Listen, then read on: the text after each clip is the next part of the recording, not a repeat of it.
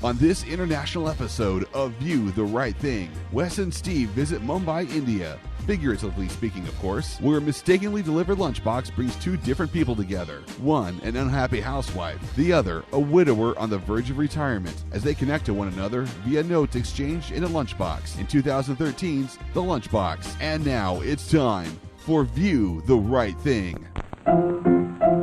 Let's all go to the lobby. Let's all go to the lobby. Let's all go to the lobby to get ourselves a treat. Hey, welcome back to Yes, welcome. the first episode of 2017 Whoa. of View the right thing. Hey, Steve.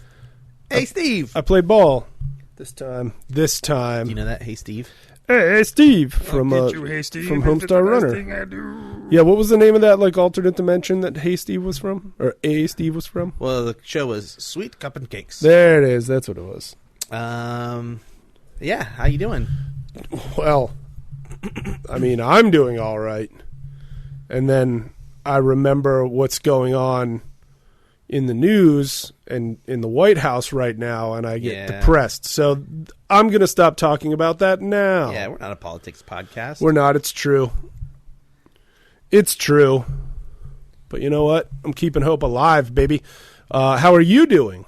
I'm doing all right. Yeah? I went to the East Coast for Christmas, as you did. I did. It's true. Pennsylvania here. How about you? New York. Oh, our neighbor to the north. Yeah, I got sick.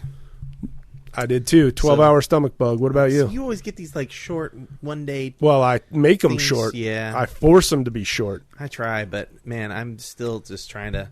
Got a cough drop in my mouth. I apologize, listeners. Oh, I'll let you know if I hear it whacking around on your teeth. Yeah. So, welcome. Yeah. To 2017's first episode of View the Right Thing. 2017 hasn't been too terrible so far. Can you believe that it's already 2017 though? Remember being a kid and just being like, man, I wonder if we'll even make it to the year 2000. Who knows? No, but, I can get what you're saying. And now it's 17 years past the Yeah, year 2000. Craziness. It is crazy. I'm going to go to the woods. Yeah? Well, we can go to the woods after we talk about the first film, right? Okay. We'll do all of the theatrical films, although I think that movie maybe is not in theaters anymore.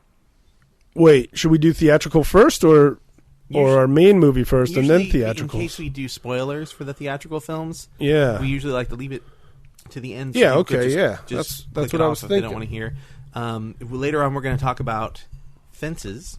Fences. We'll talk a little bit about Rogue Build One. them high, build them strong. They're fences. Yeah, that's a good song, right? Yeah. As sung by Radiohead. Yeah, Radiohead sings it. So we got Fences, we got a little bit of Rogue One, and then I'll probably mention a movie, but we'll get to it there that Steve hasn't seen. And then Captain Fantastic. We could talk about that before the Lunchbox, I think, because that was on the plane when I was going to New York. So cool. I think it came out in the summertime. Might be out of theaters already. Is that what you're saying? Theaters. I bet it's still playing in some theaters in Duluth. Since it's going to be an award thing, maybe we'll save it. Hey, should we do an awards episode once we know the Best Picture? Oh gosh, maybe we watch those movies and then come back and just talk about what we think is going to win and what we liked and what we didn't like. Oh man, I'm terrible at picking the Oscars, man. Terrible at it. I do okay usually. I remember in 1996, when I was Demolition Man's taking it all the way. Yeah, Murder, Death, Kill. Yep. And I regret to tell you, Demolition Man got snubbed. It didn't get snubbed. You know what the key to picking the Oscars is? What? You got to make two categories for yourself. Two categories. Yeah, you vote for two movies. Oh. Here's how you do this. What I want to win. Right. And what I think is going to win. That's a good way to do it. It's a good way to stay objective about it. Yeah. That's my tip to all you people out there that are going to do some sort of contest. If you like to gamble on the Oscars, do it that way. Don't gamble, though. Gambling's dangerous. I'm going to date the episode. Oh, yeah? Oscar nominations are going to be announced tomorrow morning. They are? Yes. Radical. So I'm going to date the episode. This is our first episode under his glorious presidency, Trump. Sorry. I understand. A little bit of a vomit burp there. I understand. Free Melania. Melania. Did you see the sign that said Melania blink twice if you need help? No, I did not see that. Somebody held that up in front of the White House. Oh. We don't. Let's not get we're political. not going to get into it. People can have their own political feelings, and you have your right to that. And we're not gonna spend a bunch of time on that. But we are going to spend a bunch of time talking about movies. Oh, yeah. Do you want to talk about trailers? We haven't talked about movie trailers yet. Let's talk about some trailers. I most recently saw the trailer for Logan, the newest one. I haven't seen the new one. That's all I'm going to say. I hear a lot of people making that noise. That's all I'm going to say, man. It is a good trailer. That's a no-brainer, right? Yeah. No-brainer. Potentially Hugh Jackman's last Wolverine. Are they going to bother replacing him? I don't think they should right away. I think they should just give it 10 years and then get somebody else to play Wolverine when we've all forgotten. They've spent a lot of time in the comic books sort of explaining Hugh Jackman getting old. Oh, yeah? Yeah, they got Old Man Logan as the Wolverine. Right. But there's another Wolverine who's female, so they could start over with a female. Very true. Logania. Yeah. So, but I kind of think that he's not done. Playing Wolverine? Playing Wolverine. Wow. I think we will see him do it again, and I think Marvel has something big in store for us. I think they've got a big announcement. I don't know if it's Wolverine related or not. Oh, I know what it is. You think it's Fantastic Four related? No. What do you think it is? They are finally making a Midnight Sun movie. That is not the case. Midnight Sun. Remember the theme from the TV show? Nope. Midnight Sun. Steve, do you want to know what I think is going to happen? What? I think we're going to see a Marvel/Disney Fox collaboration. Whoa. A la Sony.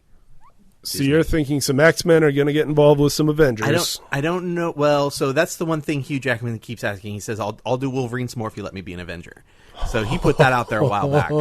So there's always that possibility. I just convulsed. I think the more likely one is that Beast is going to get his own movie. No, it won't be any mutants. Ooh. It will be a foursome who are fantastic. The Defenders. Yes. Ha-ha! No. I think the Sandlot kids. I think we're going to see Galactus, and I think we're going to see Silver Surfer soon in the Marvel Universe. Whoa. It's hard to say. Wow. But, there's an X-Men TV series. You know who? Out. Oh, yeah, Legion? Yeah. Did you know that Fox's deal with Marvel does not include TV rights? No. So that begs the question, how did Fox all of a sudden get the TV rights to the X-Men? That's a fair question indeed. Perhaps a deal has been struck. Perhaps a deal indeed. Didn't there used to be a show quite a few years ago called like Mutant X that wasn't X-Men related?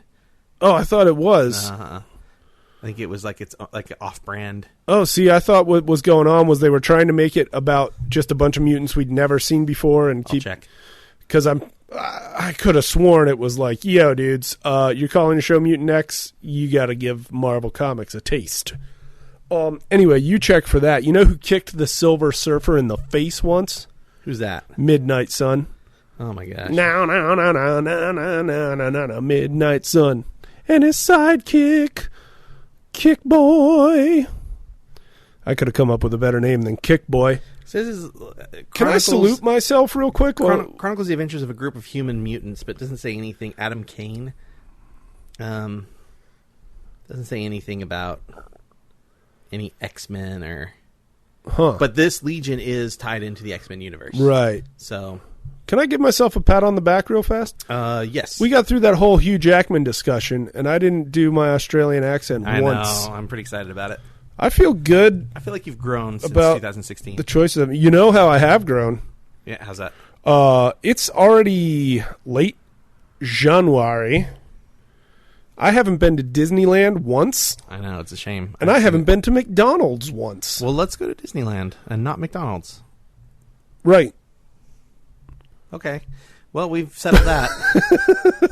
Thanks for listening, podcast listeners, viewsters. You guys are in for a treat because we're about to talk about the Lunchbox. We haven't even finished trailers. Oh, I know, but I'm just letting them know. If you haven't watched the Lunchbox, you really should before you listen any further because it's delicious. I finally saw the second Guardians of the Galaxy trailer. Yeah, the one with Fox on the Run. Fox on the Run. I don't know. I was paying attention to the music. I was just paying attention to little tiny Groot. Oh, yeah. I am Groot. Yeah, when he keeps trying to... Yeah. Yeah, that's the same trailer. Explain it to me. I am Groot. I am Groot. I am Groot. That's funny. That's good stuff. It gets me laughing. Yeah. And then they kick out the jams with Fox on the Run. Okay. Which is a great song for a trailer. You know why? Why? Because it's not an 80s song being covered by a Lord wannabe. Okay. You need to calm down on I'm this. pretty angry about music tonight, and we're going to get into that a little later. He is. Okay, so I finally saw that. I really want to see this movie. I don't think it's going to be great, but I want to see this movie, A Cure for Wellness. Oh man, I haven't seen that trailer yet. People keep telling me I need beautiful. to look that up. It's Gore Verbinski and Dane DeHaan's in it. Oh yeah. And the trailer, I don't think the movie looks all that interesting to me. I feel like we've seen it a million times. Okay. But it's visually just gorgeous. Now, absolutely gorgeous. Is it true that it's a prequel to The Road to Wellville, starring Anthony Hopkins? I don't think it is. It's very modern day. That would be pretty silly if it were. Yeah. I thought you were going to say a prequel to Pirates of the Caribbean. Oh. Which is also... I can't prove that it's not. Oh, yeah, there's a new Pirates trailer out right now. Trailer, right? With Javier Bardem. Yeah. Being scary for once. Yeah. What other trailers are floating around right now? We saw there's a space movie coming out with Ryan Reynolds and Idris Elba. There is? Yeah. It's called... I have not heard about this at all. Looks kind of fun. Looks like an Aliens type film. Ryan Reynolds. We're talking the guy who's played Deadpool. Yeah. Twice. Yeah. And Deadpool. And he's played the Green Lantern. And he's teaming up with Idris Elba, who was in an Aliens franchise movie, Prometheus. Yeah. And they're going to be fighting different aliens or something in space? Yeah, it's called That sounds Life. cool. Oh, really? It's called Life. That's the title? An international space crew discovers life on Mars. It has Ryan Reynolds, Jake Gyllenhaal. I'm in love with it so far. Hiroyuki Sanada, who you've seen. Hiroyuki Sanada. Maybe it's not Idris Elba. Well, now I seem like a racist. The guy looks like Idris Elba in the trailer. No, you are not a racist, because at the time when you said, I think Idris Elba's in it or whatever, you weren't looking at any picture of him at all. No, that's true. If you were looking straight at a picture of him and thought he was Idris Elba. He has the facial hair that Idris Elba, like facial hair and body size. What's his name? Ariane Bakare. Cool. And he's from London. So he had an accent. So I'm sorry, I apologize. I don't think all black British people are the same. Idris, if you're listening, oh man, he's not listening. Just as surprised as you are. Directed by Daniel Espinosa. Cool. Of Safe House and... Did I watch Safe House? Oh, that's the one with Reynolds and Denzel Washington, right? Yeah. Oh, Child 44. I don't know that with one. Tom Hardy and Gary Oldman. Yeah. And Numi, whatever, Rapace. Oh, yeah. Yeah, I've never heard anybody pronounce her name. Yeah, no, me neither. I've only ever read it. I read it. That's a website. All right, so anyways, this Life movie looks kind of cool. Again, you've seen it before, but I could go for a better title. Yeah. I mean, I feel like Life, there's a lot of stuff called Life. There's a cereal called Life, a board game called Life, at least 2 movies called Life, a TV show called Life. Yeah. Probably a dozen songs called Life. Yeah. Okay. Let's shake it up a bit. Okay. Let's sprinkle some salt and pepper in the soup. You know, there was a Mighty Morphin Power Rangers trailer came out. Yeah. I have a friend who's really into that. I'm not so much. It was not my era. I think I was just starting 8th grade when Power Rangers came out, so I really wanted to like it, but it was just like, I'm just a little too old for this. It's very babyish. And I got some of the toys, and, that was fun, but, like, well, here's what's good about the Power Rangers movie. Mm-hmm. People are crying about, it looks so bad and stupid. The show is stupid. It's bad and stupid. So the movie, if it's stupid, it's not really letting anybody down because the show was stupid. I thought Elizabeth Banks looks kind of cool. Like, I think she looks awesome. Cool. I want it to be great, but what I'm saying is the show isn't good. Yeah. It's just, there's a monster, let's fight it. It got bigger, let's get our big robots and fight it. Every time. And that's okay. It's got Bryan Cranston in it. He's never done a bad movie, right? And that's okay. It's a kid's show, It can be stupid. Yeah. But I'm saying, if somebody goes to see the Power Rangers movie and walks out going, that was stupid, like, you get what you pay for, bro. Also, bro. Like, I love the G.I. Joe movies from the last couple years. Why? Because I fully understand that G.I. Joe the cartoon was totally bonkers and made for kids, and as an adult who looks at it now, like, so much stuff happens that makes zero sense, but it's fun and entertaining, and that's exactly what the 2 G.I. Joe movies gave me. Mm-hmm. And so I love them for that. Mm-hmm. Could they have been better? Sure. Are they G.I. Joe movies? You bet they are, pal. You bet they are. Should we talk movie news, controversial movie news? Of course. I guess we can't go see A Dog's Purpose now. Oh, because of that video? Have you watched that video? I have. Yeah, that dog did not want to go in the water. Well, here's what we know for sure. On the video that TMZ released, we see, and I want to let you know, I watched Philip DeFranco's take on this thing, and I'm agreeing with him quite a bit. On the video, we see the trainer trying to convince the dog to go into the water. The dog doesn't want to go in. We hear, I'm assuming the guy holding the camera, saying they're going to have to throw him in. That's not right. However, I've heard that the Humane Society was on set. The director was on set, even though when the video first came out, he looked at it and was like, I don't remember that, so I'll just say I wasn't there, as far as I know. Then what happens in the video is... He throws the dog in. No, he doesn't. It cuts, and we just see the dog in the water. No. I watched a video. You saw a video of him throwing the dog in? And the dog is, like, clinging with the front arms. Yeah, and then he pulls him right back out. He pulls him out and then puts him back in and forces him in. And then there's another... I haven't seen that video. Then I saw the one I watched, then cut to the dog doing the scene, and they're like, come to me, it's in the water. And then he starts sinking. And he starts sinking, they're like, we gotta get him! And that sucks a lot, yes. Yeah. But basically what I'm saying is the only version of the video I've seen is incomplete, and I hope to God that dog is okay. Whoever had that footage has been sitting on it since 2015. So, like, what are they up to? You know what I mean? Yeah, they're waiting until the movie gets Why'd close. they wait till just now to bring it out? Were they trying to blackmail them and be like, yo, dudes, give me some cash or I'm going to leak this video? And then clearly that didn't work. I saw them push that dog in the water. You did? Yeah. After the show, I want to watch the exact video you saw. I'll have it on my YouTube. Here's why I'm not going to go see A Dog's Purpose.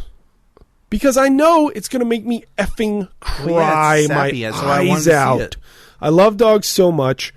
I know that dogs don't live as long as humans. I got a dog leaning up against me right now. I've lost so many dogs in my life to old age. He's a wonderful pup. I'm just teasing. He's good. But I've lost so many dogs in my life to old age that it's like, I don't need a movie reminding me that in my lifetime I'm gonna lose some more dogs. I wanted to see it. Okay. But now I'm like, So if I wind up seeing it, you're gonna hear a lot of this, and then a lot of that. Yeah. A lot of that was. It's your song, Mom, from the movie we watched. Yeah. Where are we? So yeah, A Dog's Purpose. Look, I really hope that that it comes out that those guys were obeying all the rules and everything, and that the dog is fine and all that. But yeah, the video is pretty hard to watch. The dog definitely doesn't want to go in at first. I have not seen a clip of the dog being pushed in, but I have seen a clip of the dog floating down the waterway and then sinking, and that's pretty alarming. Yeah. Okay. Pretty alarming. So there's our indeed. controversial movie news for the episode. Controversial movie news. Oh, I just got more controversial movie news. What is it? The Midnight Sun movie just got the red light. They're not going to make it ever. I'm going to ban you from Midnight Sun talk. Freedom of speech, Wes. Now more than ever. Freedom of speech, freedom of the press. Dwayne, cut that part out. Dude, Dwayne, don't do it, bro. Dwayne's not going to cut it out. Should we... Dwayne, cut it out and then put it back in and then reverse it. Oh, my gosh. Why would you do this? You're being fake news right now, Wes. That's going to be my new insult to everybody. And then reverse it again. Like from now on, anybody who says anything even mildly insulting, I'm just going to be like, you know what? You're fake news. I thought we weren't going to go there. I'm having a hard time not going there. All right. Distract me then, bro. The Lunchbox. I'm over here vamping. Yeah, The All right. Lunchbox, a beautiful film. So let's start with this. Viewsters, Made me very hungry. if you have not watched The Lunchbox yet, What are you doing? I give you permission to put this on pause, go watch it, and come back. You'll enjoy it. I really like this movie. Yeah. I think it's well made. I think it's well written. I think it's sweet. Yeah. Um, Can I say this? Watch it with a date, because you're going to want to hug when that movie's over. yeah, hug if you know what I mean. Whoa! But yeah, like when it ended, I was like, I kind of want a hug. I would have given you a hug. Well, I wanted a very specific hug from somebody who's Specific not person. in the United States Do right you want to now. say who it is? No. Was it Nimrat Kaur, Sure. who played Ela in the film? I'll hug her as much as she wants. All right. I would also hug the dude from the film, because he reminds me of my Uncle Martin. Irfan Khan. Sure. He's been in stuff. He's been in a lot of stuff. He was in The Namesake. He was in Darjeeling Limited. He was Life in of Pi, Jurassic Life of World. Pi. Oh, yeah, he was in Jurassic World. Slumdog Millionaire. And Slumdog Millionaire. Oh, he was Norman Osborn's lackey in The Amazing Spider-Man. He was? Yeah, remember they get in the limo and then the lizard attacks. I'll be honest, I've let a lot of what happens in The Amazing Spider-Man just drift on out of my brain. Bummer. I didn't hate it, Yeah. but I've found very little reason to go watch it yet again. You know, I've seen both of those Spider-Man. movies twice, Spider-Man, but it's fun. if it drifts on out of my brain, then there it goes. So, Bye, Spider-Man. so what's this movie about? Do you know? Wow, man. You've heard of mistaken identity. Yes. This is a case of mistaken delivery. Nice. Thank you. Say lunch identity. I was trying to find something that could fit that sort of sounds like identity, but I would have just been sounding stupid. This is a movie about a lovely young woman. I believe she's a mom. She is a mom. What city does she live in? What city do they live in? Yeah. Oh gosh.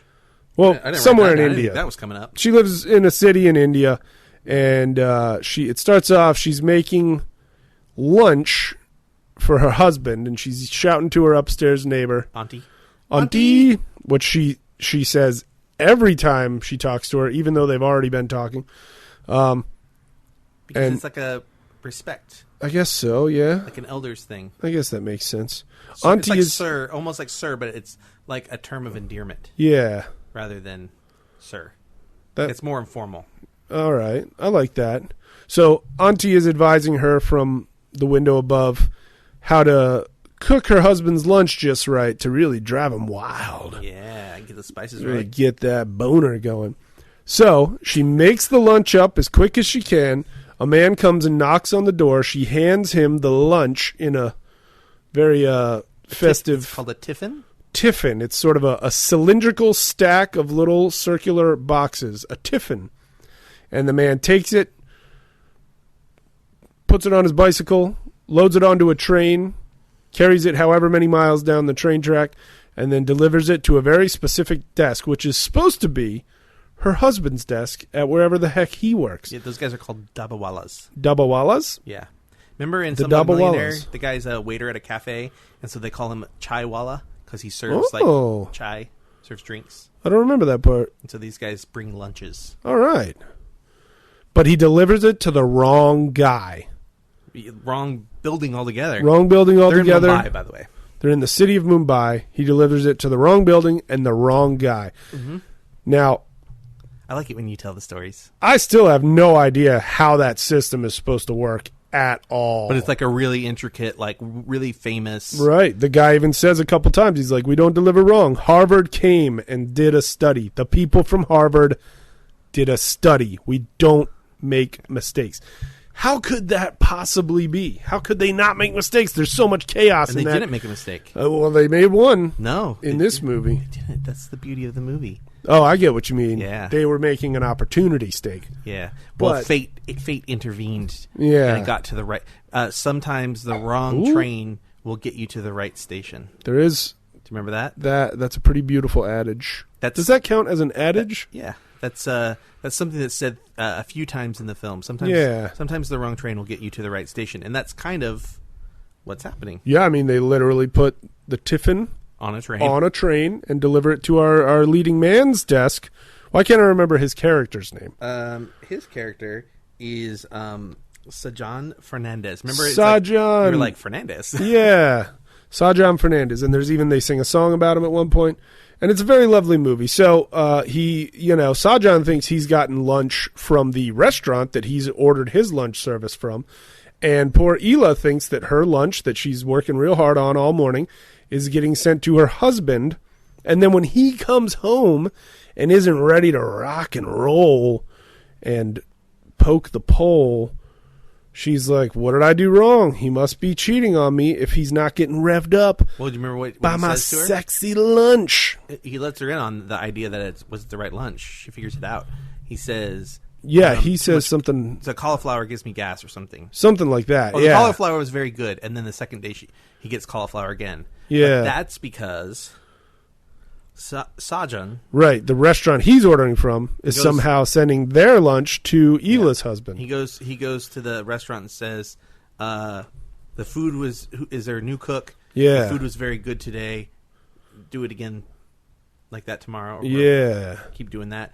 And then he leaves, and they're like, "It must have been the cauliflower. Oh, Do yeah. cauliflower again tomorrow." And then, of course, the husband is like, "The cauliflower gives me gas. No more of that." But she didn't make him cauliflower at all, No. did she? Nope, she did not. So now Ela's like, yo, my lunch that I made specifically to get my husband in the mood went to somebody else. Mm-hmm. So the next day, she makes up the lunch, and then she puts a note inside the tiffin saying, hey, dude, you ate my husband's lunch, bro. What gives? Yeah. And Sajan, I don't know if he even bothers to answer her back right away. I think he waits till the second time he gets a note and then starts writing back to her, right? Is that Yeah. what happens? Good old Sajan. I'm trying to Sajan or Sajan? I feel like they just kind of pronounce it Sajan. I'm trying to remember. He complains. He writes a note and complains. Yeah, he does. He's like, this something was too Yeah. spicy or something. And like so that. then she puts a ton of. I think he said it was bland. Oh, Yeah, and so or too salty maybe. And so they were like, man, too salty is a chump critique, bro. so they should. Auntie suggests putting some hot peppers in it. So I just want to talk about real quick the husband and wife and the house that they live in. They live in this like really small house with their daughter. Yeah. And they kind of almost seems like they don't really live in the same house at all. Like Yeah. the husband comes home and she's like all dolled up and just kind of does his own thing and doesn't really even Yo, notice. he's a fool, dude. Yeah. Homie's a fool. She's like, the last time I wore this was on our honeymoon. Brrr. We had old daughter, what's her name? Old daughter, what's her name? Yeah, I don't remember her name. Oh, you mean their actual daughter who's not old at all, who's a child? Yeah. The actor and actress to Yeah. get into the parts actually lived in that house for weeks leading up to shooting this film. Wow. To get and like rehearsed that way. Wow. To get in the role of like, could you imagine like, oh hey, we're gonna do this thing. We're both actors. We're gonna live in this house together. And then Right. you go to live in the house together, and you just like are cold and distant to each other for several weeks. That's What a fair point. painful painful way to Wow. live. That's like how Sean and I live. Oh no, poor Sean. Well, I mean, we're just, I mean, he's not listening to this. we're cool dudes is all. Like, we don't need to be like hugging each other all the time or even talking all that often. Oh boy, gosh, what happens next? Oh, we meet Sajjan. Sajjan is about to retire from his job. Yeah. In some kind of accounting thing. Yeah. So many stacks and stacks of paper all over that office. Yep. And he's an auditor, I think. He works in the audit department, maybe. that sounds correct. And so we meet his new replacement, really, that he's supposed to be training to take over his job. Yeah. I keep wanting to say Shake. That's his name. Shake, and he's a sweetheart of a guy, and he keeps asking Sajjan like, "Hey, you're supposed to be training me. What time would you like me to come and get trained?" And Sajjan's just like, "Oh, come back today at 4:45." And then he ditches him. Yeah, Sajjan ditches him, dude. So the thing about Shake is he's sort of like he's a little bit of a like happy go-getter, but at the same time, I think Sajjan thinks he's lazy. Like he looks up and sees him like talking to other coworkers, and joking around and stuff, and doesn't think he's going to take it seriously anyways. So he doesn't really invest in him. This is true. But Shake, he's the right man for the job because he keeps coming back to Sajjan and being like, "Hey, you said we were supposed to train yesterday at this time. You weren't there. When are we training today?" And he's very tenacious. He won't give up on trying to do his new job the right way. Yeah. And boy, does that backfire in quite a few scenes. Yeah, they kind of bond a little bit. There's actually a really interesting moment where Sajjan, I don't know how you say his name, Sajjan. I think it's Sajjan, because I remember when they were singing the song, I remembered thinking, are they saying Sergeant? Sajjan. So I feel like they kind of pronounce it Sajjan. He writes to Ela. Oh, yeah. They've begun this friendship, and he talks about lunch. I think he's grateful for the lunch. Because most men only eat 2 bananas for lunch every day. Yep, 1 or 2 bananas for lunch. Yeah. It was after he got the spicy food, and he was sort of showing his appreciation for what she had done. Spicy. And so he went and had bananas to get the taste out of his mouth. Right. Spicy taste.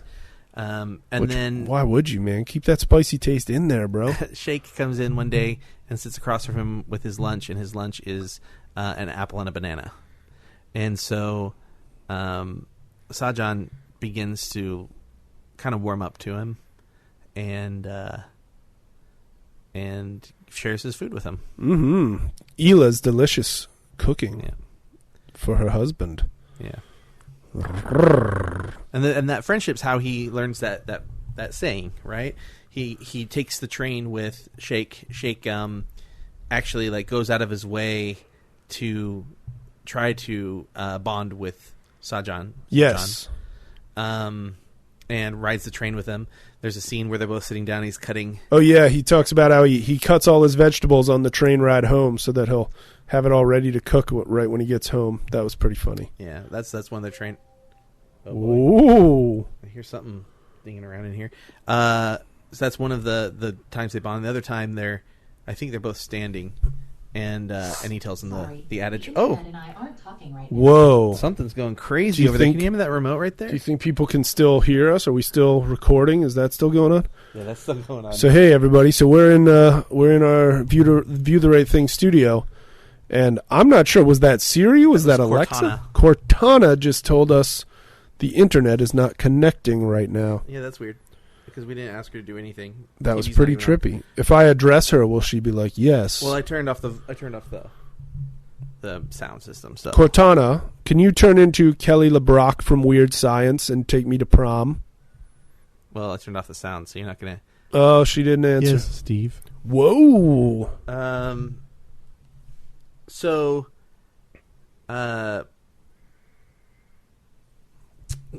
Ela does some laundry. Delightful startling Ela. discovery. Oh no, man! What does she do? Does she discover a shirt that smells like another lady? Yep, and she realizes her husband is indeed cheating on her. That's very sad. Great. Ela's a foxy lady. Her husband's a fool. Yeah, she's clearly very excited to be married to this guy. She wants his bod, and he's acting like a silly fool. Yeah, she even sort of hints at trying to make another baby with him. Yeah, buddy.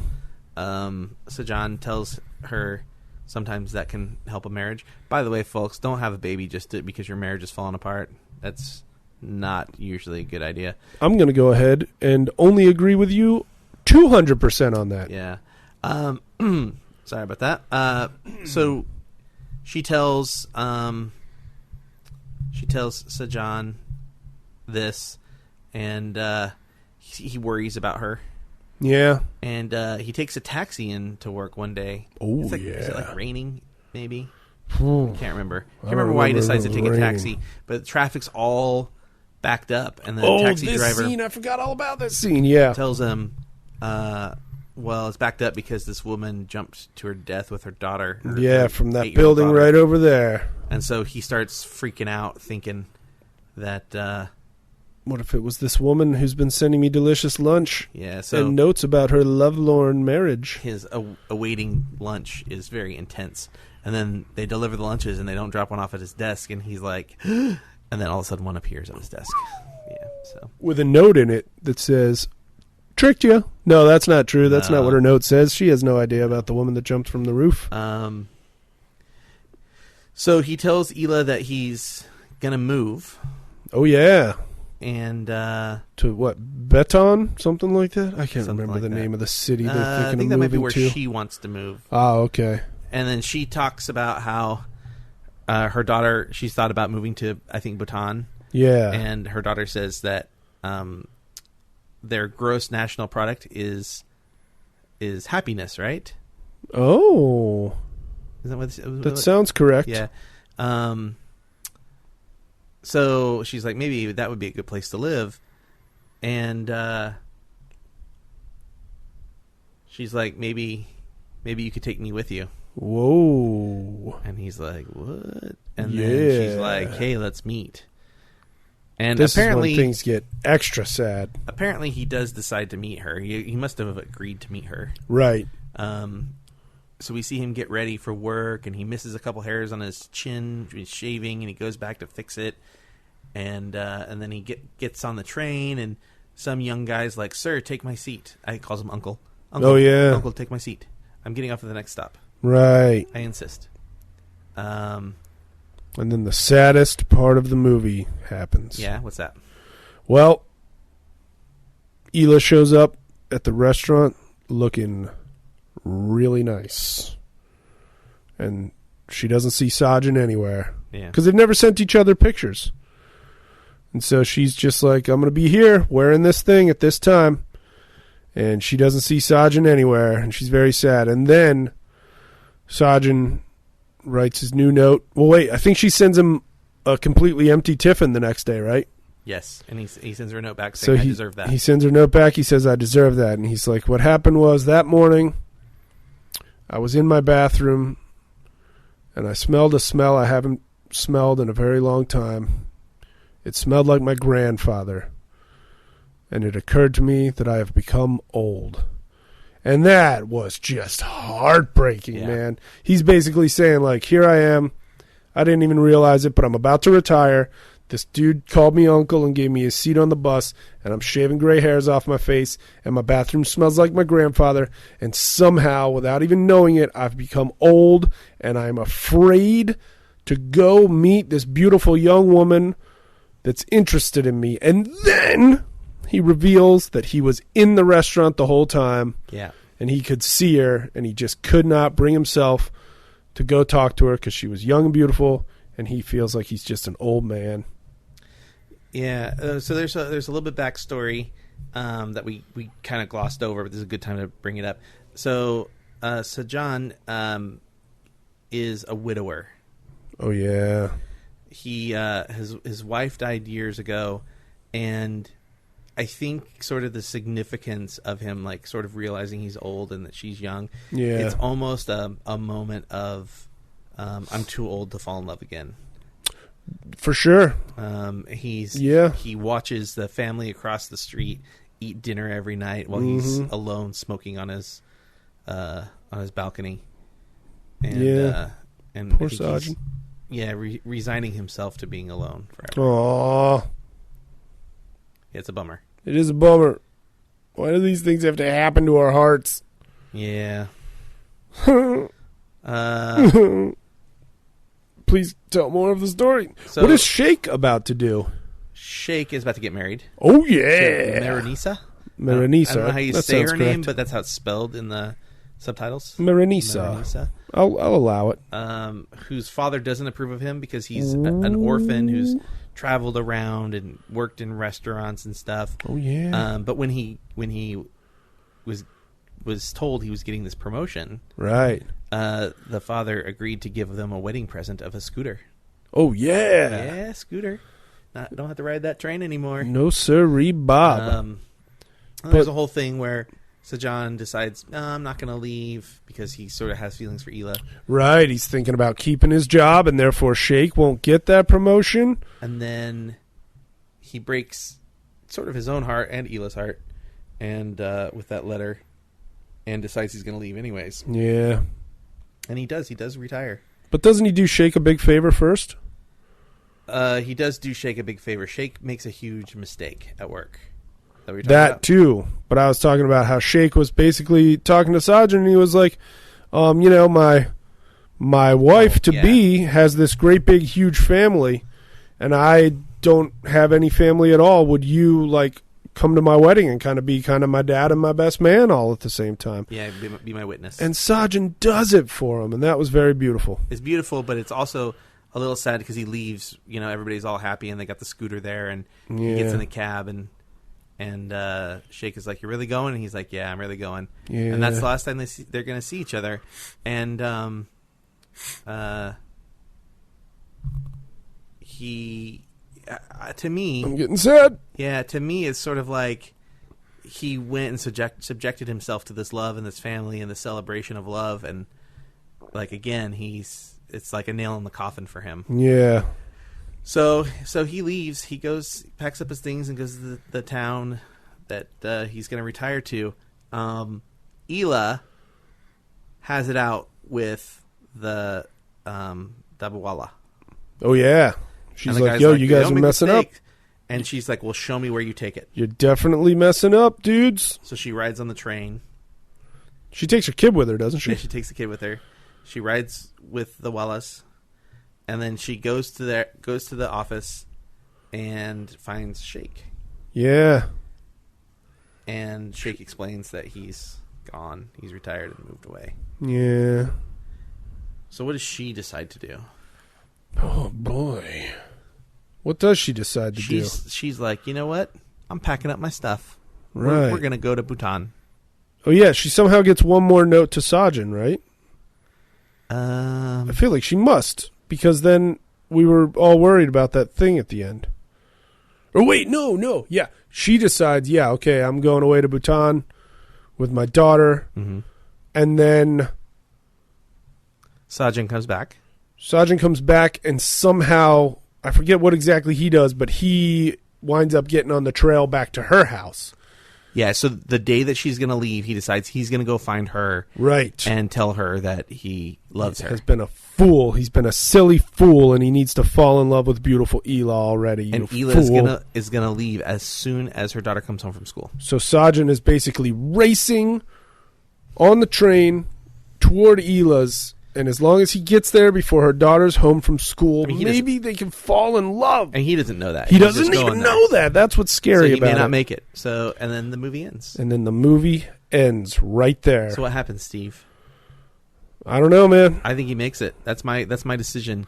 In my mind, he makes it. I hope he makes it, but then again, if he doesn't, Hila's still single, and I'm going to Bhutan. All right. Sounds good. But yeah, the movie ends before we ever find out if they're going to actually meet each other and see where it goes. I think it's a really beautiful story. Yeah. I think it's told with a lot of love. There's this moment when the uncle upstairs... her father. Right. Her father dies, right? Yeah, that's true. I forgot all about that. And she goes to talk to her mother. Yeah. And that's another kind of heartbreaking scene. Walt can tell I'm sad. But there's some really beautiful things in there. Like she talks about how Auntie bought this fan for Uncle, and he just stares at it. He's in a coma. Yeah. And he just stares at it. And one day the power went out, and his heart failed. Whoa. And then the power came back on, and he came back. And so she decided that it was the fan. The fan must be keeping him alive. And they show the fan above Sajan at work at the cafeteria, and it's just sort of like this new relationship is the new thing that's kind of keeping him going. This new light gives him new life. And I thought that was kind of a sweet moment. Yeah.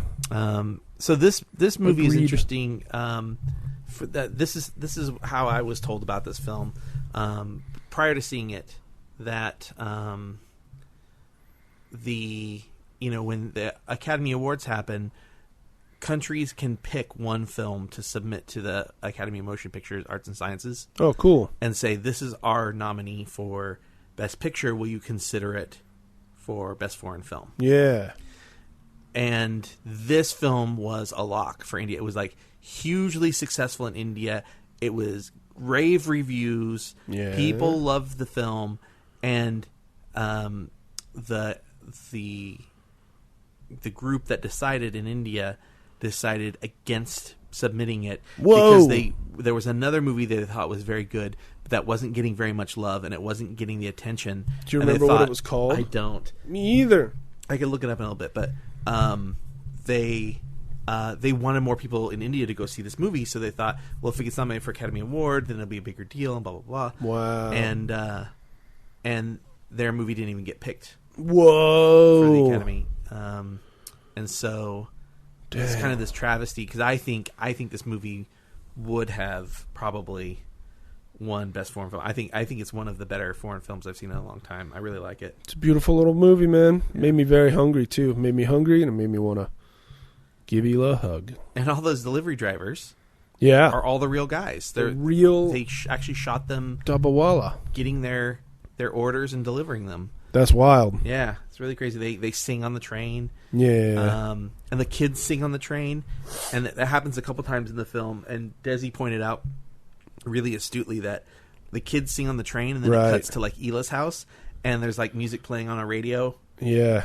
And The it's kids always... it's the same song that the kids are singing. Right. So Yeah. it's like Sajan and Hila are hearing the same song at the same time. One's clearly a better studio version. The Well, other they're- one is a bunch of kids on a train. Well, it's like the idea that like even though we're apart, if we both look up at the same sky, we're seeing the same stars. Aww. Somewhere out Beautiful, there Steve. beneath the pale blue The dog is looking at Steve. sky. I'm singing Fievel to the dog. Yeah. So did you like the movie? I really did. It's very funny at times, and it's definitely a very sweet little love story about two people that are never in the same shot or room, as far as we know. Well, they're in the same room. They're in the once, same restaurant but that you're one right. time. I don't think they ever appear on camera together. Right, and they well, she never knows that they're in the same room. He does at one point, which is kind of creepy, Sajan. But yeah, very beautiful movie, very creative story, and damn if it didn't make me hungry, bro. I'm glad we were eating food while we watched and we it. ate Indian food while we watched it. It was delicious. We had some tandoori chicken and some chicken tikka masala Mm-hmm. and some naan bread and Oh yeah, some basmati rice with saffron delicious. It was And very some good. samosas. and some samosas. That's and, right. And what's the green stuff called that you dip samosas in? Oh, I don't know. Good job, Walt. Off the top of my head. But yeah, so Delicious. it was good. Should we move on to Fences? Yeah, so well, just one last thing, just to reiterate, if you listen to all that and still have not seen the movie, Go do yourself a see favor and rent it or buy it. Hey. Oh, Walt is speaking up. He is angry that you haven't seen it.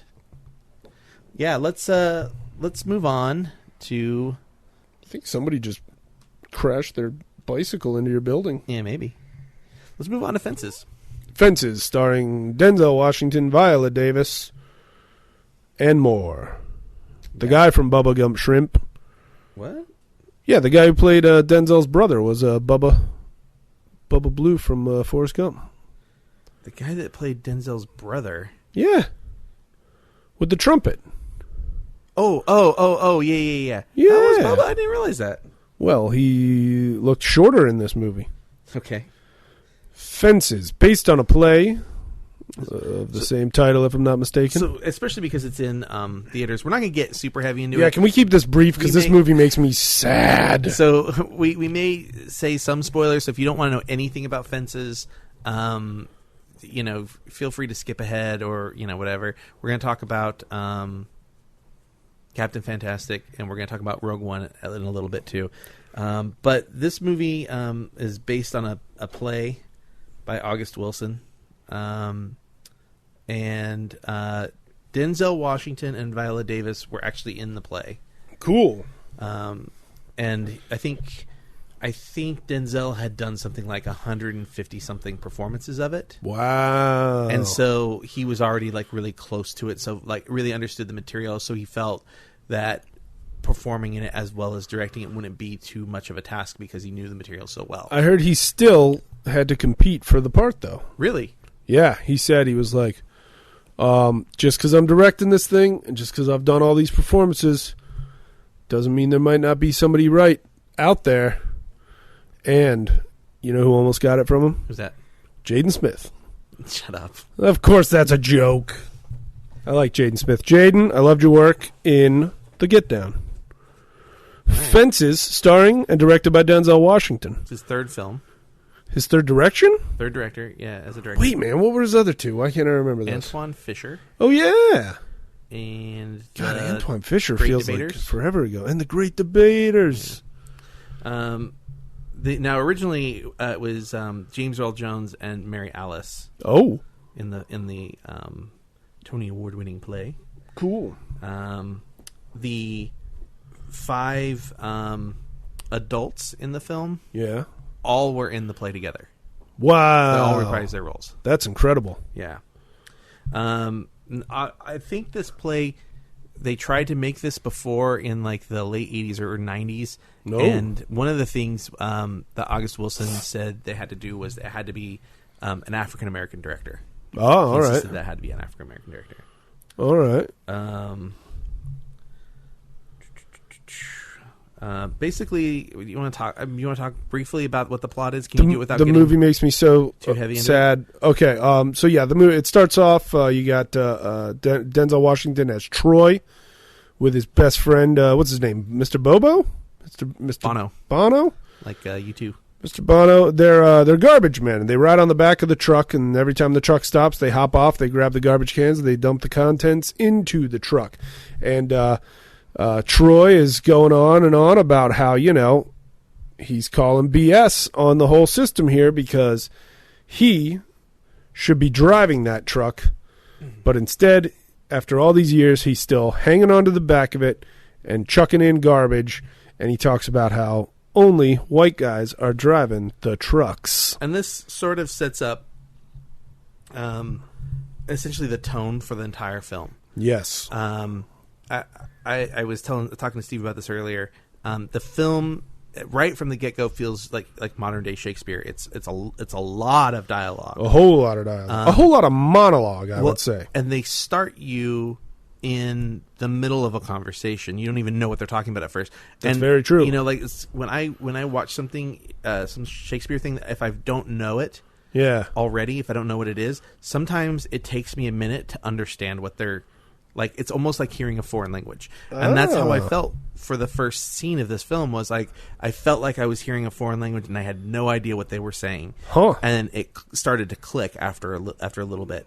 Part of it is like cadence and that sort of iambic pentameter that most Shakespeare is, plays are written in. He has to write it that way. And this almost like, it's not iambic pentameter, but it's got its own cadence, kind of like that. It's got its own rhythm. Yeah.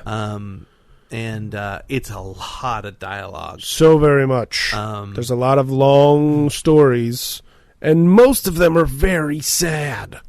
Yeah. And it makes me sad when I watch and listen to the stories. But so just loosely, so that kind of sets the tone for the whole film. So there's sort of a battle with the trash company and this question about whether or not he's going to lose his job or not over sort of causing a kerfuffle. And on top of that, his wife, played by the lovely Oscar-winning Viola Davis has been asking him to build this fence in the backyard. Yeah, which is a task he's sort of assigned to himself and his son. His son just wants to play football. Well, he wants to play football so he can get sent to college. Yeah, but he doesn't want to, Yeah. He's like, I'll do my chores later, that kind of a thing. Viola Davis does have an Oscar, right? For Doubt, right? For Doubt? Pretty sure she won for Doubt, didn't she? Oh, man, I hope she won for something. You know what? If she hasn't won yet, shame on everybody, because she certainly deserved one by now. She's really fantastic in this. Yeah, for sure. Did she win for The Help? I'm pretty sure it was Doubt. I know for a fact she's in Doubt. I don't know if she's in The Help. Nominated for 2 Oscars. Dang it, Oscar. Has not won. She was nominated for Doubt, and she was nominated for The Help. Wow. I thought for sure she won for Doubt. She's fantastic on How to Get Away with Murder. Yeah, she's a great actress. Yeah, she's been nominated multiple times for that, too. Booyah. She won the Golden Globe. There's a little bit of a controversy with that. Oh. So she campaigned herself as a supporting actress because she thought she had a better chance at winning. Oh. She didn't have to go up against... Because Best Actor this year as well, but Best Actress especially is a tight race. Right. There's so many great performances by women this year, and I think she didn't think she could beat out some of the other women. Wow. So she lobbied for supporting role. I get it. Yeah. I also get why people are upset. I mean, she's the female lead. Yeah, if you're, she might be the only woman in the movie, if I'm not mistaken. Yeah, if you're a supporting actor or actress and you could get nominated, and you got to go up against somebody who had a lead, who had a lot of screen time and had a lot of meaty dialogue. Sure. It's kind of not fair. Sure. I mean, and it sort of overshadows the people. I mean, there's a whole reason that we give an award for supporting. You know who got boxed out? Who's that? Marissa Tomei in Captain America: Civil War. God, you just can't be boxed serious ever. out, bro. They boxed out Tomei. So, but it's okay. She's got an Oscar. She's fine, and she's fine. Okay. Tomei. So he's got to build this fence with his son. He's at odds with the kid over the football thing. He basically gets the kid kicked off the team. Yeah. Yeah. I'm trying to kind of gloss over a lot of things. Basically, there's a lot of animosity between the son and him. Right. He has another son, a much older son from a previous marriage. Yeah. Is it even a marriage? I don't know. Yeah, I forget exactly what they said. Whether he was married or not. He went to prison for trying to provide for his wife and kid. Oh, that's true. Right. So he wasn't around for the kids most of the kids' life, and the kid wants to be a musician. And he's always harassing the kid about, I only see you when you want money. Yeah. You only come around on Friday, which is payday. And so there's a lot of animosity with him. And then he's got this friend who tries to kind of steer him on the right path. Like, I saw you talking to that woman. Don't talk to the woman. Yeah. And besides that, he constantly puts his friend in between himself and other people that he has animosity with. So if he's fighting with his wife, he puts Bono in the middle of it. If he's fighting with his son, he puts Bono in the middle of it. That's true, huh? Tell him, Bono. There's a lot of that. And what Denzel Washington does that's blew my mind is this movie is a series of 3-person conversations. Even if there's multiple people, when somebody else, if a 4th person joins, somebody else goes away altogether. So there's a scene outside in the backyard, a lot of scenes. So it's because it's based on a play, there's only a few locations. Yeah, it's pretty much all just in and around and right outside of Troy Maxton's house. Yeah, for the most part. Maxton or Maxon? I think it's just Maxon. Don't know off the top of my head. But we'll find out so there's a scene with Bono, his grown son, and him, and they're having a conversation, a very wistful conversation, and he tells him the story about the time he fought death. Is that when he tells that story? No, that was earlier in the. That's one of the first scenes is when he fought death. Oh, right, that's when they first start drinking that gin, baby. Yeah. Having some weekend gin. And so they position the 3 of them kind of side by side, but they're kind of almost a little bit of a triangle. Yeah. Kind of looking at each other, and you're getting all 3 of them. And as it becomes Denzel's show, the camera moves in on him real slow. And when it's the three of them, it's the three of them. When Viola Davis comes out to talk, and she takes a part in the scene, the camera cuts one of the men off and doesn't turn towards him anymore. Yeah. So it only takes Denzel, Bono, and her in. You see his shoulder because it's an over-the-shoulder shot of Viola Davis. Yeah. Oh, okay. And you hear him, but they don't cut to a shot of him when he speaks. Wow. So see, you have an eye for that stuff. I never noticed that sort of stuff. They do a lot of that in the film. Even the very very first conversation they're having on the back of the truck, it's still three people. They cut to the guy inside the truck. Oh yeah. You know, it's always sort of a conversation, even if they're not always involved in the conversation. It seems like it's kind of always framed as this triangle. And like I said, there's always sort of him, some sort of animosity, and somebody who's caught in the middle, whether it's a driver who has to listen to all this stuff, or Bono who gets thrown into it. Yeah. There's just always something, and it comes up again later. So this will be a little bit of a spoiler. He's had an affair. Oh boy! And the woman's pregnant. Getting real sexy. She has the baby. Oh, but dies in oh, childbirth. Dang! And he goes and gets the baby and brings it home. And he basically tells his wife that I need your help raising this child. So once again, we've got this triangle again. These three people. Yeah. This man, this two innocent women, really. And he puts this baby in between them. She's furious at him. She hasn't been speaking to him for months. And he takes this baby and puts it in between them to create this buffer. Yeah. And again, just this series of threes, and then of course at the very end we get to see the son come home, the mother, and the daughter. Again, a set of three. Right. Now, two other men join that scene as well, but it's really about those three. Fences. Yeah, it's a really interesting film. It's really heavy. It's, to me, not something I relate with. I could see this being a really profound film for someone who relates to the story. Yeah. But because I don't relate to it, and you tell me how you feel, for me, it just becomes purely about performance, because I don't find the story that compelling. It's not that interesting to me. It's really, really heavy, and it's such a bummer to watch. It's so sad. There's so much sadness in it. Yeah. Everybody's just so sad, and everybody feels so stuck all the time. Yeah. They all really do feel stuck. He talks about that actually in the film. Mm-hmm. I've been stuck standing still, and she's like, I've been here with you. Yeah. It's not just about you. Right. That scene, Viola Davis, I mean, that's the scene that she should be nominated for. I mean, it's just heart-wrenching and beautiful and fierce.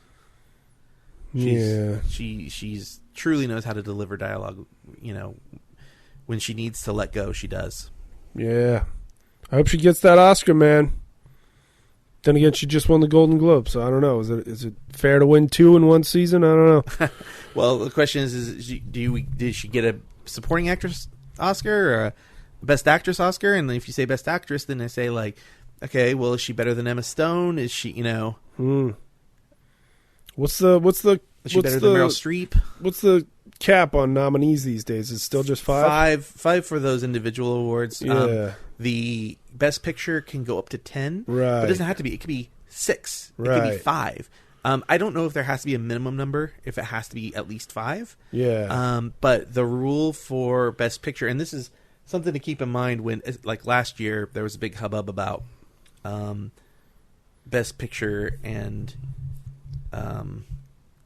people of color in the films and directing films.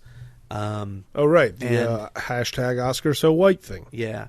That the Oscars are, the way the best picture works is it's a percentage of the vote. So in order to be a best picture nominee, you have to get X percentage of the vote. So if 10 films get picked, I can't remember. I can look it up here so I can tell you. Let's just say it's 75%. All right. If 10 films get 75% of the vote, then they get in. Yeah. And people can vote for multiple things. Wow. If only 6 films get 75%, only 6 films are going to be nominated. Wow. So it can vary, and that's actually an old rule. It goes back to the original days of the Academy Award. Well, not the very first Academy Awards. Sure. But, the early years of the Academy Awards, they had 10. So you know what's gonna suck? What's that? This Oscar season? What's that? The damn in Speeches? memoriam reel. Oh, that and the speeches. That thing's gonna be 90 minutes long. Yeah, I think we're gonna get a lot of a lot of political talk. I'm okay with that. I'm totally okay with that, man. I'm not, because for a couple of reasons. One, like, if it's short and sweet, fine, but the Oscars is not your personal soapbox, really.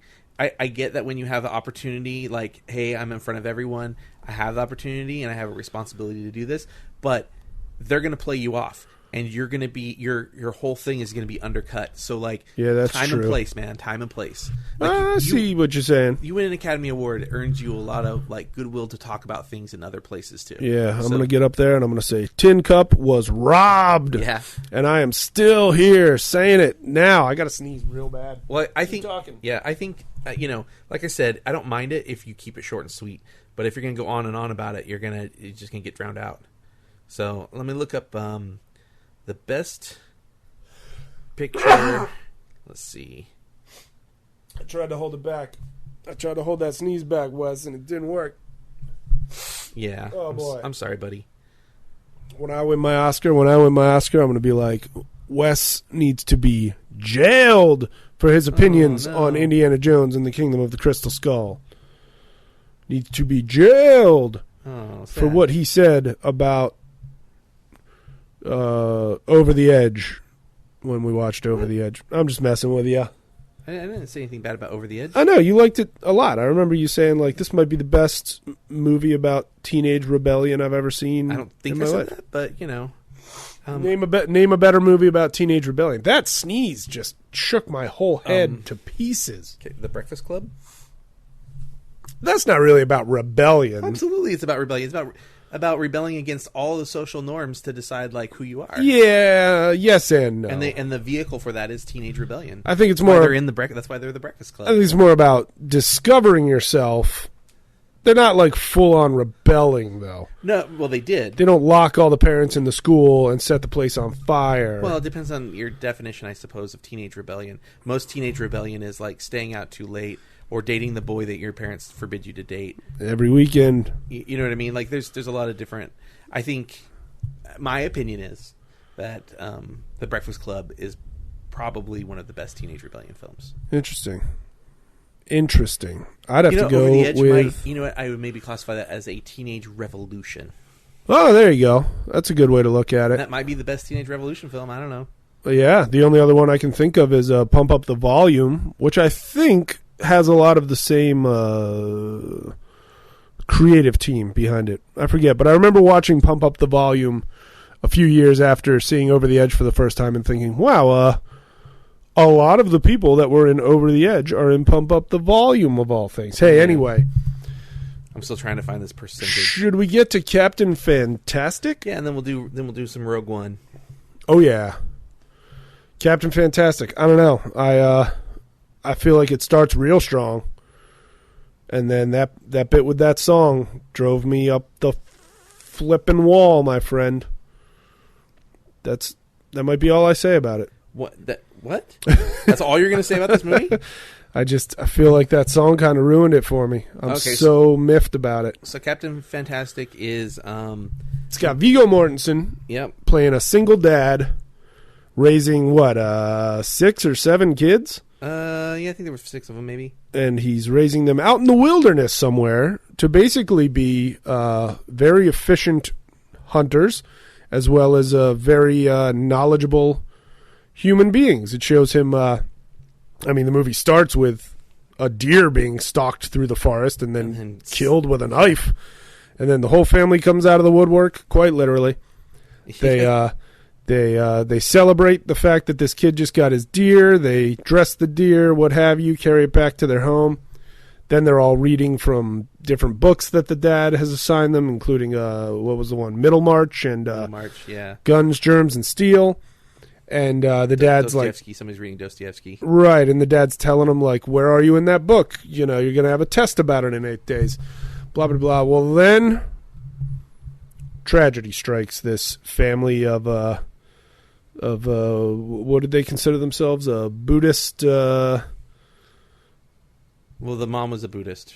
Yeah, the mom was a Buddhist, but she says they're basically living what Plato's what they call it. Oh Yeah, gosh, exactly. I've pushed so much of it from my brain because of that song moment. Well, so let's be a little bit like the fences. Let's be a little more loose with it. It starts off so great. I enjoyed this movie so thoroughly, 90% of the way. Yeah, I mean, I did too. I'm conflicted about it, but I liked the movie. I didn't need to see Viggo Mortensen's Wang ever again in my You life. get a really long shot of Viggo Mortensen's wing, that's for sure. So there's some like really fun things that he does with the kids. Yeah. What's his name? Frank Langella. George McKay is in this. So if you See the older brother? he is the older brother, the oldest of the kids. If you saw 11/22/63, he was Bill Turcotte in that. Cool. I don't know what else. I'm trying to see what else he's been in. Our lights are dimming. Oh. Yeah, he's been in a bunch of things, but not a ton. Defiance. He was in Defiance. Defiance with Daniel Craig? Yeah, with Daniel Craig. I remember watching that. I don't remember many children in it. Yeah, he would have been young. The lights are really dimming. Yeah, he played a lot like younger than he is, I think, in this movie. Oh, okay. And there they go. No, I'm fixing it. And we're back. So anyways, they find out that the mom has died. She's committed suicide. Suicide. And It's the a dad's the suicide. kind of guy Ba-da-ba-ba. who doesn't sugarcoat anything. Nothing. He's very honest, very straightforward. And the kids essentially convince him that they should go and... Well, he's threatened. He's threatened by his father-in-law. The guy says, he's yeah. like, hey, if you show up to this funeral, I'm going to have you arrested, and the police are going to take those kids away from you. And he's basically saying, like, I can't stand you. You ruined my daughter. Don't show up. And Mortensen's character is like, your daughter was a Buddhist. I've got her will and testament right here. It says she wants to be cremated. Your dumbass is going to have her buried in a cemetery for who knows how long with a big, Christian funeral that she doesn't want. But the guy threatens him with arrest, so he's like, kids, we can't go to the funeral. Sorry, kids. So the kids convince him. They go on this sort of journey, I guess. I don't want to say cross-country journey. They go north to south. What would you call that? Coastal. They go down the coast. They go on a coastal journey to Yeah, I guess that works. Arizona, I think, or New Mexico, and to try and sort of stop this thing and let everyone know what she really wanted. Right. And the kids are sort of getting their first real experience outside of the woods. Yeah. They implied that they moved to a farm when the oldest kid was 8. Right. And then they moved into the woods shortly after that. So he doesn't even have that much memory of, I think, the real world. They probably sheltered him from the real world even before that. So they get kind of their first real glimpse of Yeah. like they go and hunting, and they stalk some sheep.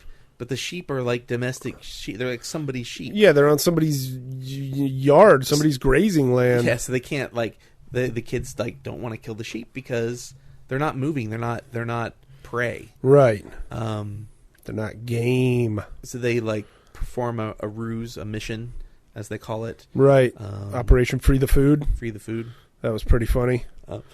Dad goes into a grocery store. Well, we don't have to do that. Oh, okay. I just don't want to like go.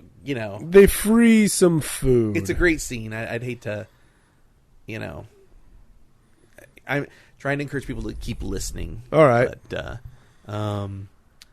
just go ahead and watch Captain Fantastic, Yeah, and just understand that at the end there's going to be a musical moment that ruined it for me, and I hope it won't ruin it for you. George McKay's character, Bo, encounters some women at various times. Oh yeah, Missy Pyle as the mom. Missy Pyle's there, and the girl that played Hope Schlottman on Alias. Yeah, I think she Jessica was Jones. also one of the daughters on True Detective Season 1. Maybe. And if I'm not mistaken, I think she was also Mel Gibson's daughter in The Bloodfather.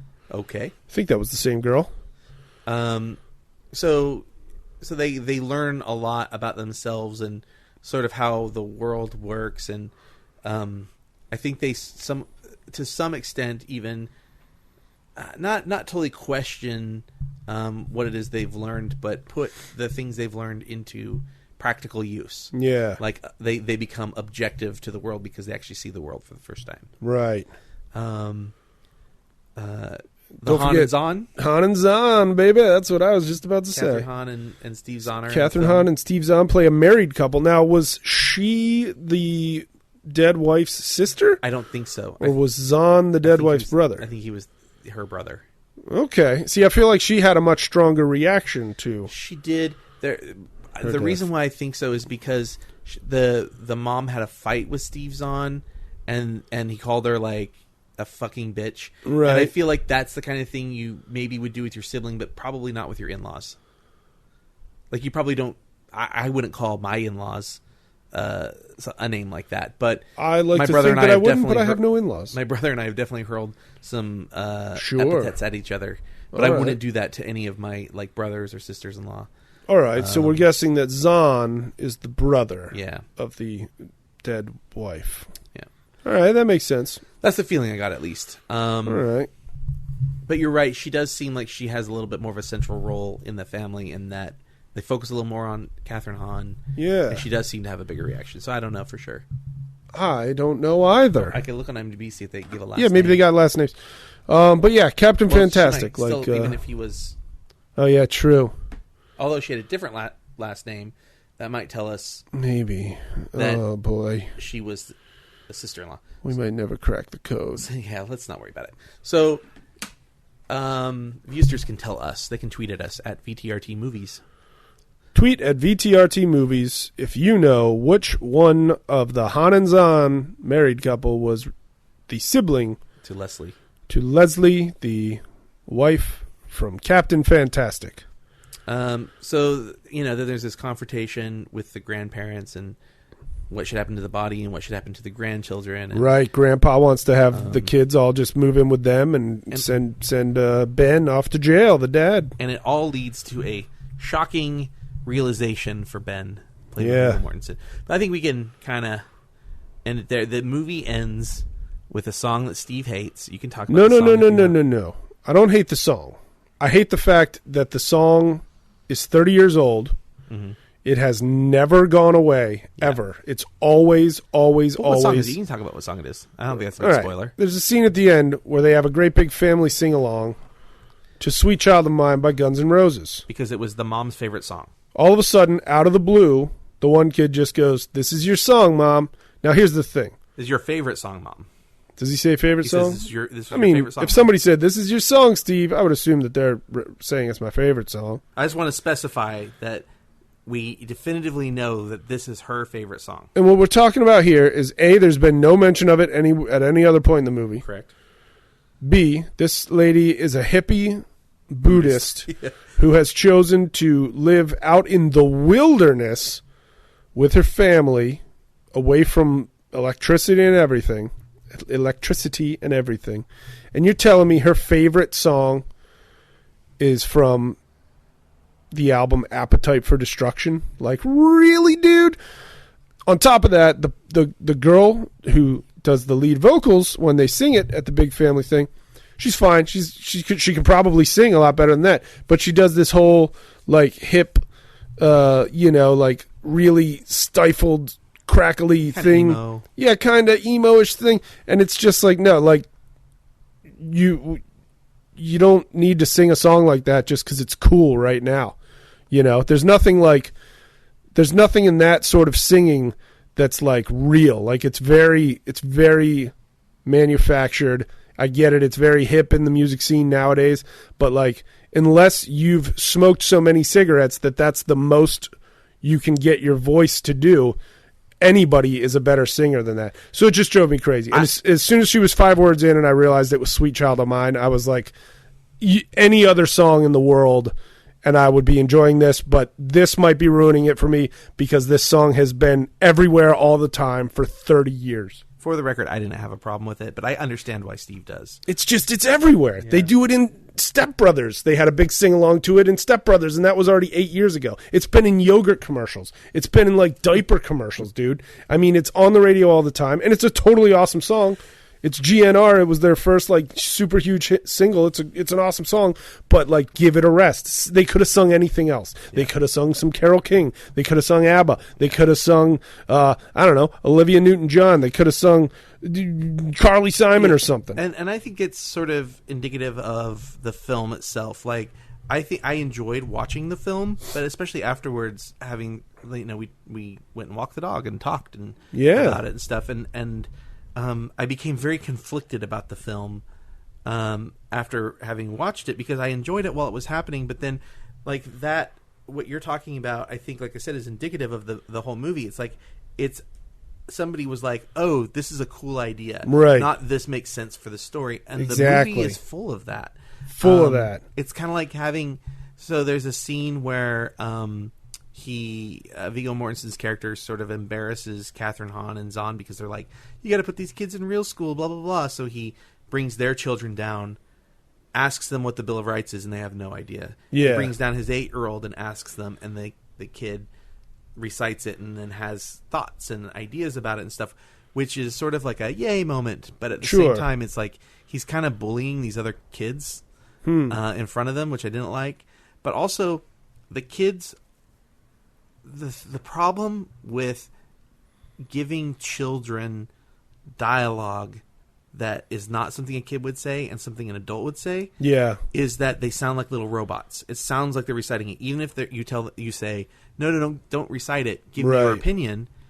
They still sound like little robots. And very good point. And again, it's like it's a cool idea, but the execution is really, really hard to do. And I'm not sure it always worked in this film. And, you know, he was not really someone to challenge in the film. Like, they sort of beat that over your head. That, like, he's always right. He's always right. Even with his kids. Even when he says, you're allowed to have your own thoughts, go ahead and persuade us. He does it sort of in a way that pits everybody against one child. Yeah. And so, of course, that child doesn't go into it. So, he sort of, you know... teaches these kids to be free thinkers, but doesn't allow them to think freely. So, you know, I really enjoyed watching it, so I'm not going to say I wouldn't recommend it to people, but I definitely feel very conflicted. I don't think Frank Langella is the villain of the film, but they make him the villain of the film. I think he does some things that are wrong, like trying to bury the daughter instead of cremating her like she wanted. That was what she wanted. But I think he absolutely has the best interest in mind for those kids. Right. And I don't think those kids necessarily need to belong in the wilderness for, you know, until it's time for them to go to college or whatever. Yeah. And if any of us were in that situation where we had money and a good life and we could take care of these kids and we saw that they were hurt and damaged and upset and some of them were angry, right, you wouldn't want them to go back. You would want to try and do something to help them. So, right, like let them have a bedroom. Frank Langella is essentially in all of our shoes, and they made him the villain, and that makes it sort of a weird conflict for how you feel after this film, I think. Yeah. You know what else just irked me? Yeah. It just occurred to me and irked me. Namibia, that was a weird choice. Like, the kid, the oldest brother, there's a thing about how he gets pretty much accepted to every Ivy League school. So here's a little bit of a spoiler for the end of the film. Guys. Yeah, because it's like he's... All right, heads up. Here comes a spoiler. So the brother, very early in the movie, gets acceptance letters, and we see that he's got a whole stack of them accepted to Harvard, Yale, Princeton, probably Stanford, MIT, accepted to all these colleges. And then, you know, there's some argument later on in the film about whether or not his dad accuses him of sneaking around behind his back with these applications and stuff. And then at the end of the movie, they all go walking into an airport, and one of the sisters or something is like hugging him, and she's like, "Why are you going to Namibia?" And he goes, "I just pointed at a place on the map." And it's like, Why isn't he going to one of these many colleges he was accepted to, for crying out loud? Yeah, because they sort of made a point of saying that like he needed real world experience. He said, "If I don't know anything, if it didn't come out of a book." Yeah. It's like, well, you could still go to college. Yeah. And get that experience For sure. You could still better yourself and not become a part of the system. But, yeah, so that was a strange choice. And and that felt like one of those things like they did it. Oh, it's a good idea. Because it seemed cool. Yeah. But Captain Fantastic. Like, I enjoyed watching it. Yep. But now, boy, oh boy, I've got a lot to complain about. Yeah. That's what I was saying. So it was fun to watch while watching. So give it a shot. Watch it. Make your own opinions. Be a free thinker. Very true. Let us know what you thought. People really like it. The performances are great in the movie. Viggo Mortensen is fantastic. George McKay is great. What? You're pointing at me. Captain Fantastic. Captain Fantastic. You said Viggo Mortensen is fantastic. Oh, okay. Yeah, he's Captain Fantastic. Quite literally. Yeah. And why wasn't the mom song Captain Fantastic? That's an Elton John song, isn't it? I don't know. I'll have to double check. All right, while you check, I'm going to move us into our next movie, our final film that we're going to talk about. Oh, yeah. And that is... Rogue One, a Star Wars story? Rogue One, a Star Wars story. Again, we'll be real quick on this one. Just give general thoughts. How many times have you seen it, Steve? Twice. I've only seen it once. Oh. That's all right. Did you hear that Episode 8 has a title?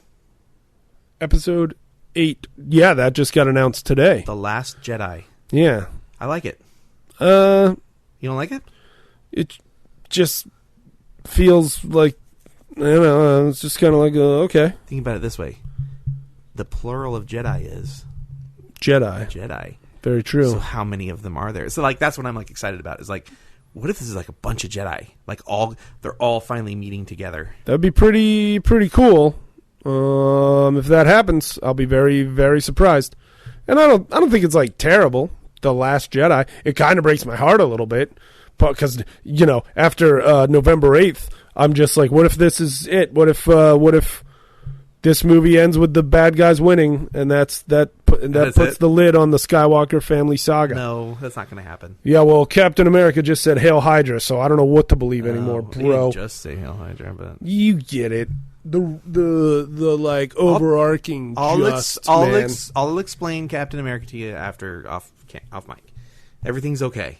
Everything will be all right. So Rogue One, Star Wars story. I liked the movie. I thought it was pretty good. 2/3 of the way through. Yeah. I was like, yeah, this is a pretty good movie. I'm all right with this. Last act made the movie for me. Loved it. Made me love the film.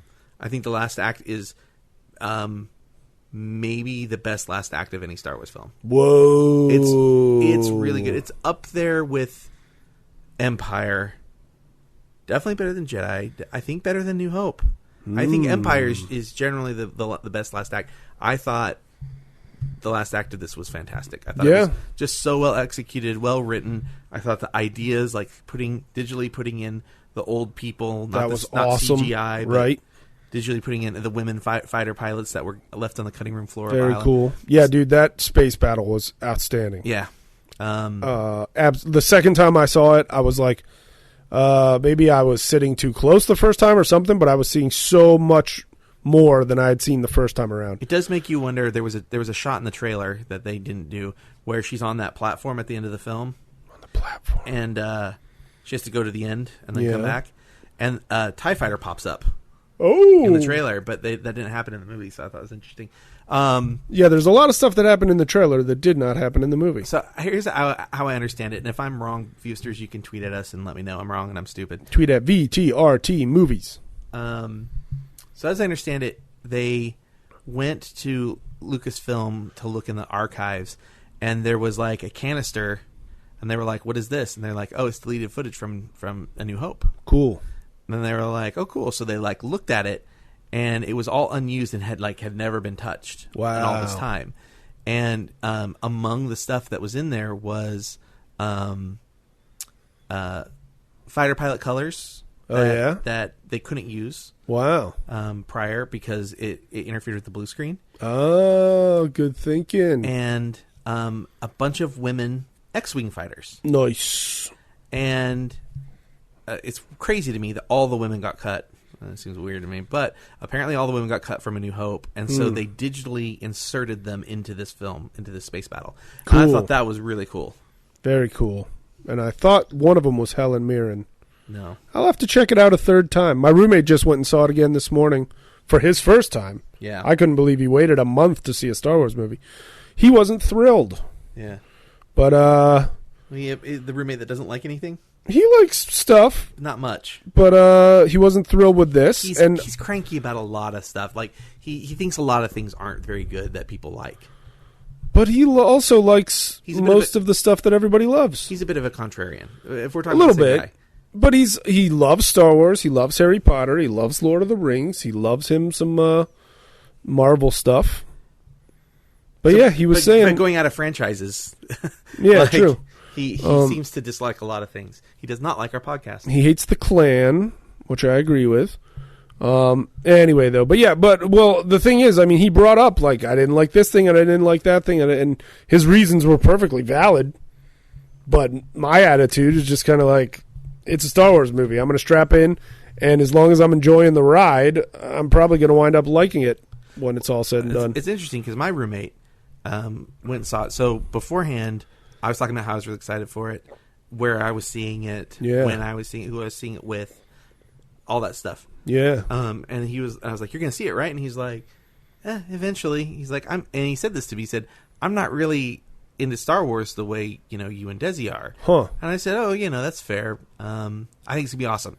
So, I went and saw it while I was in New York with my brother, sister-in-law, Desi, and my brother does the Big Brothers, Big Sisters program. Cool. So we saw it with his little brother as well. His other little brother. That's nice. And we went to like the fancy Prime, AMC Prime, Dolby Prime theater with the recliners and I don't like the Dolby 3D, but big screen and the seats rumble. Oh. Yeah. So is that still called D-Box, or is that a whole different they don't thing move. now? They don't move like a car. They rumble. It's like they have subwoofers underneath them or something. Wow. Cool. That's sneeze again, and I don't want to. No, don't sneeze. So, and it's a really old historic theater, which I love. Yeah. AMC Empire 25, if you're in New York. Cool. Go learn about that theater. It's really cool. AMC Empire 25. The history is neat. So anyways, a day or two later, I was texting with Chris, and I was like, hey, what do you got going on? Because I'm in New York, and he's here. Yeah. And he's like, oh, I'm going to go see Star Wars on Monday. And I was like, sweet, have fun. And so he saw it, and when I came home, I was like, hey, what do you think of Star Wars? And he's like, I absolutely loved it. Wow. He's like, all right. I thought it was fantastic. All right. So... all right. So, in contrary to your roommate, yeah, I have a roommate who's really not that into the Star Wars stuff and ended up loving that film. Yeah. So, well, okay. Way to go, Rogue One. Go Rogue One, and it had Donnie Yen in it. Yeah. Eat Man himself. Sure. You well, not seen himself. I mean, you haven't seen Eat Man. I have now. Oh, you did see it. That was in our bucket, Steve. Well, Steve then always I got watching movies. Bad news for you about It Follows. Because I accidentally watched that too. Steve, you're Look, murdering my soul. I was flipping around on a cold day. I saw that It Follows was on, and I just pushed play, and now I'm scared of people walking toward me. Well, dang it. I was going to watch that with you. Well, we can still watch it. No. But I forgot that it was in the bucket. I accidentally watched it. So, Viewsters, It Follows is one of the few movies that neither of us have seen. Oh, you haven't seen it either? No, that's then we why still I gotta watch watch it with it. See, I thought you had seen it. No. That's why I wanted to. Well, then we still got to watch it. I'll watch it again. It's just scary. I was just excited because it was one of the few that we both hadn't seen. And now we both have seen Eat Man, so yeah. And I really wanted to cover that on here because I thought that was a fantastic film. We hadn't both seen Shakes the Clown. You had seen Shakes the Clown a million times. We both hadn't seen. We both hadn't seen Dr. Zhivago. Dr. Zhivago. We both hadn't what seen a day that was. Sophie's Choice. Right. Yeah, there's plenty that we've watched that we both had not seen. But It Follows is good, and I'll totally watch it with you. Let's pick a movie from the bucket. All right, here, hold my mic. And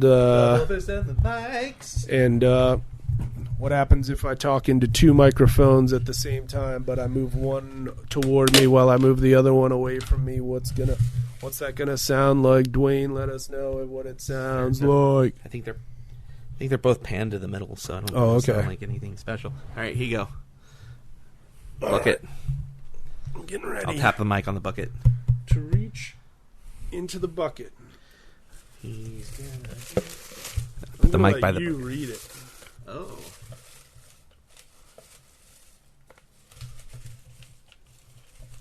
Anytime you're ready.